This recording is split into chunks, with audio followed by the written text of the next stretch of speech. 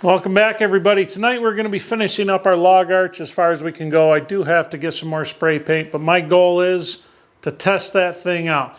Now I went out back and I cut some stub axles off of a really old hay bind we have. The wheel bearings are still nice in them. No grinding or anything like that. They spin real smooth. I did run the camera. I got lazy, and to be quite honest with you, it was a fight to get those things off of there, and well, things were said, let's just put it that. Things were said that really shouldn't make YouTube. So, but anyway, we're going to get on with the project. In this video, we're going to be mounting the stub axles, going to get the tires on, kind of get things finished up a little bit, and then we're going to take it out and test it out. So stay tuned, and I'll catch you on the other side of it.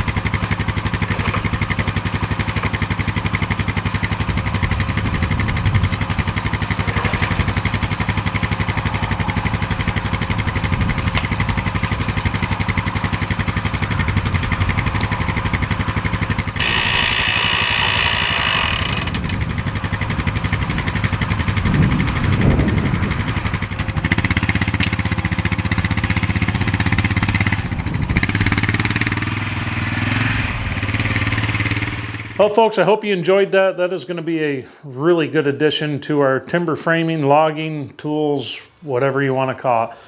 It's very exciting. Now, we have to make the back portion of it yet. It's kind of like an upside down dolly for the back of the log. But that log that we just moved out there, that was like a 20-incher. That's on the bigger side of what we're going to need for the next timber frame. Remember, an 8x8 post, you only need a diameter of 11.5 inches on the small end. Keep in mind though, if you're only cutting them that small, you better make sure that those logs are super straight, because it doesn't leave you enough room to really get in there. Meaning, if you get a bow or a crown or something like that, you will not be able to cut it out of the log if you get it that close to the diameter that you need. But that being said, if you're out cruising your own timber, you have a lot more room to look for that kind of thing, which we will be doing. Thought I heard something. I think it was that damn cat been running around here. So anyway, the other thing with that, I was going to make a battery box to go on the log arch itself, but I found that the tongue is short enough. It's nothing to set the battery right in the carry-all in the back of the four-wheeler, which kind of works out nice, because I was going to put a piece of 3/8 plate steel on the tongue of the log arch itself. But I got looking at it, and I really wasn't happy with all my options, because all I could see is that thing just catching branches and stumps and stuff like that and really knocking the hell out of that battery. Because the way I built this thing, I need the battery to run the winch. Now, we will have a hand crank boat winch that we're going to throw on the wheeler when we're out there. What I'll do is I'll drill it out so it'll go in place of that electric one if we ever run into problems. That way we're covered each way. But hopefully everything works out. Now, that gel pack battery that we have there, that took a charge. It held a charge. It's working good. That is just a slow winch to begin with. It's a lot of torque to it. So I'm really happy with the way it works. But anyway, I guess I'm just excited. That means I'm one step closer to being able to head to the woods as soon as deer season gets over up here. And if we still have the weather, I'm going to try to start cutting before heavy winter sets in. A problem up here is our deer season goes to mid-December. So I may not be able to get where I'm cutting at that time of year. There might be too much snow on the ground. If we're lucky, maybe we'll have a light snow season, good and cold, so everything freezes up and we can work nice. But we'll see what happens. As far as log arches go, I've had more than one of you say, buy a subcompact tractor, use a tractor. What are you wasting your time on that for? Or that's too light, it's not what it's made for. I understand all that. Guys, where we're going to be cutting timber, a tractor is not feasible. For one, I'd have to trailer it over 2 hours away. I have plenty of tractors that fit the bill, small ones to big ones. But I'm not going to be able to get a tractor in between everywhere that I can get a four-wheeler into. And to be quite honest with you, the name of the game for me is getting in light, and I don't want to make a lot of damage on their property. I want to keep in the good graces of those people because they're nice enough to let me go and do this. The other part of that is, I tell you what, as far as Europeans and the way they do things in the woods and stuff like that, except for the goofy clothes they wear, when you see them in their videos, I don't know who the hell designs that shit, but I don't know. I just would feel funny wearing that stuff, but I guess it's safe. I guess that's what matters.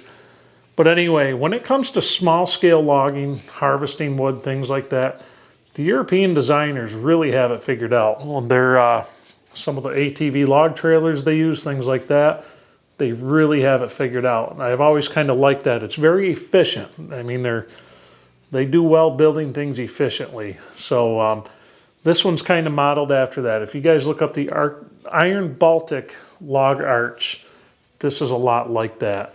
But just with a couple of differences. Very minor, but it's all the same concept. I can also tell you on this thing, it's built very heavy. This is going to be one heavy-duty deal. I didn't add anything else before I tested it as far as gussets and things like that, because I kind of wanted to see if I had any flexing or anything like that when I was turning the log or trying to lift it. And I tell you, there's nothing flexed, nothing gave, nothing bent. That's what I'm really excited about. So that means we should be in good shape, because what I'm going to be pulling out of those woods are going to be a little bit smaller than the log you guys saw. I'm good with that. So anyway, hope you enjoyed it, everybody, and I'll catch you on the next one.